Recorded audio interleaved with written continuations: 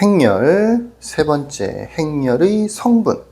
행렬 A의, 갑자기 A라는 문자가 나왔죠. 수학에서는 주로 이렇게 이름을 붙이는 걸 굉장히 좋아합니다.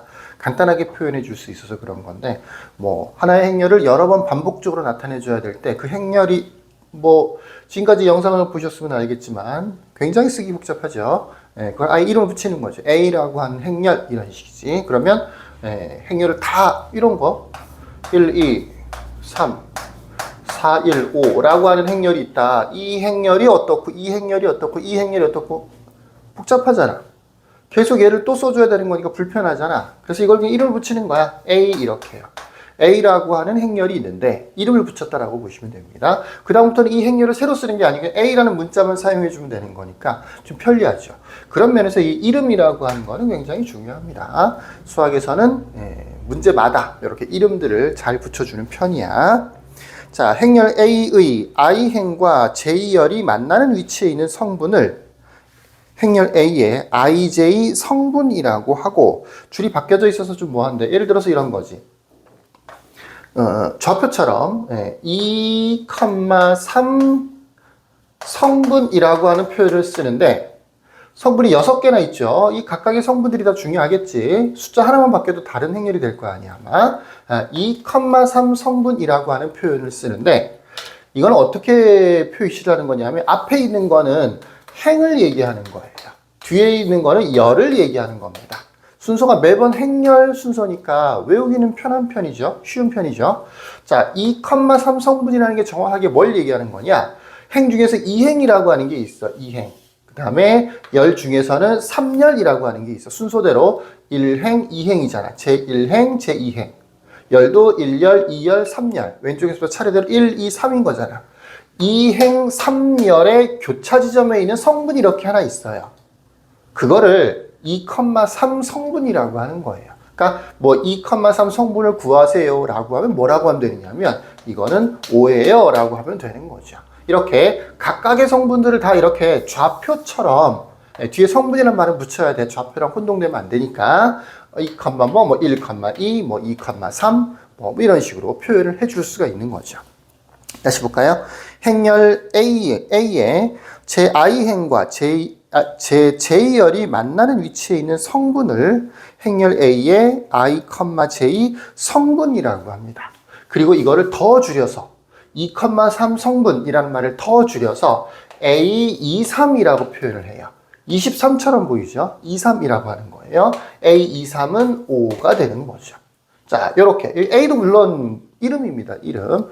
행렬이 여러 개 있을 때는 당연히 A도 있을 수 있고 B도 있을 수 있고 C도 있을 수 있는 거예요. 여러 가지 이름을 갖다 붙이는 거니까 꼭 A23이라고 쓰는 건 아니야. 뭐 B23이라고 할 수도 있어. 정하기 나름인 거죠. 문제에서 정해주는 거지. 우리가 뭐 자체적으로 정하는 건 당연히 아니고 A 행렬의 이름 비슷한 느낌으로 이해하시면 되고, 뒤에 있는 숫자 2개, 연달아 써져 있는 2개의 숫자 23, 23이라고 읽으면 안 돼. A23 아니야.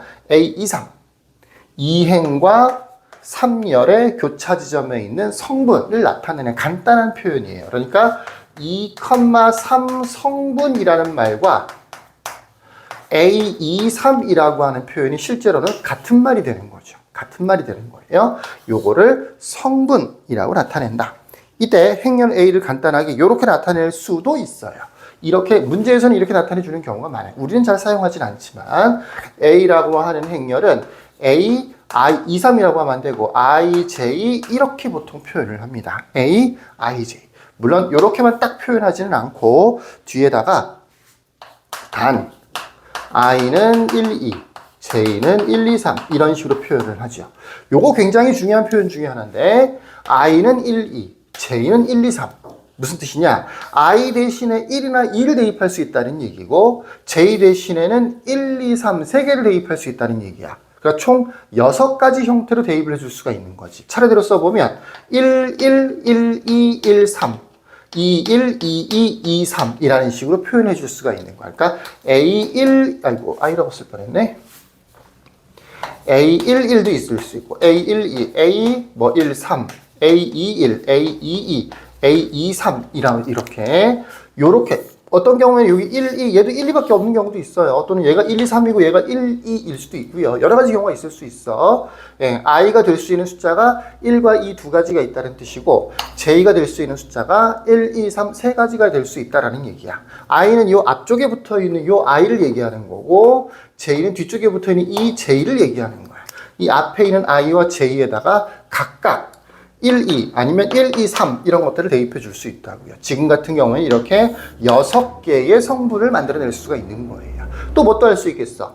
i가 앞쪽에 써져 있잖아. 이걸 또 거꾸로 ji라고 쓰는 사람들도 있거든. 예, 위치도 되게 중요합니다. i가 앞쪽에 있는데 앞쪽에 있는 게 1, 2가 될 수 있다는 얘기는 이게 행이 두 개 있구나. 도 유추해서 알 수가 있는 거죠. 또 j가 1, 2, 3 세 개를 쓸 수 있다는 얘기잖아. 그러면 이거 열이 3개 있구나. 그러니까 행이 2개 있고 열이 3개 있구나. 이거는 2 곱하기 3 행열이 되는 거구나.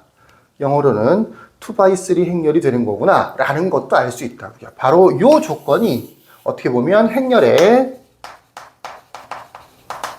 모양을 알려주는 어떤 직사각형이냐. 이 모양을 알려주는 힌트가 될 수도 있다라고 하는 것도 알아두시면 좋겠습니다. 자, 행렬의 구성 요소.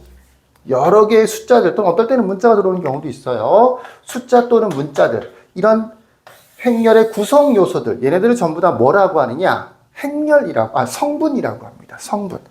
지난 영상에서 봤던 것처럼 성분이 여러 개가 있죠. 그죠? 여러 개가 있을 수 있어요. 네, 각각의 위치가 또 행과 열을 통해서 정해져요. 그걸 통해서 성분을 이와 같이 표현해 줄 수 있다라고 하는 거 알아두시면 좋겠고요. 또 문제를 풀다 보면 이런 거 많이 나와요. 단 i는 뭐에서 뭐, j는 뭐에서 뭐 이렇게 나옵니다.